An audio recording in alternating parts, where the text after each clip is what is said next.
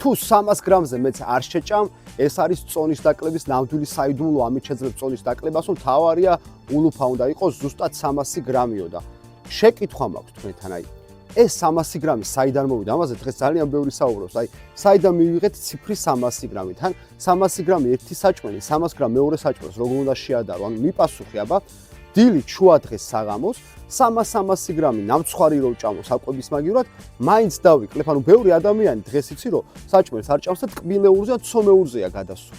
და 300 გრამს თუ შეჭამ, რა მოხდება? ანუ ორგანიზმი საჭირო ცილებს ვერ მიიღებს, ვერც საკვებ ბოჭკოებს, ვერაფერს იმას რაც ჭირდება და მთელი შენი პროცესები არასწორად წავა. ამიტომ ბევრად მნიშვნელოვანია რას ჭამ. შეეშვით ამ 300 და 200 გრამს. რა აიღე ჯანსაღად, მივირთვი ჯანსაღი საკვები, გადახედე ჩვენს ვიდეოებს, ბევრ საინტერესო რამეს ისწავლი და დაანებე ისეთი რჩევების გაცემას თავი, რაც არ არის რეალობა რა, ეცადე რომ ცოტა რეალობასთან ახლოს ვიყოთ რა. 300 გრამი არ არის რაც აი პანაცეა ციფრი რომ მოვიტანეთ, რომ ჭამე 300 გრამი და გახდები. ვინ გასწავლათ ნეტა ეს არ გირჩევ მეგობარო, მთელი გულით გეუბნები.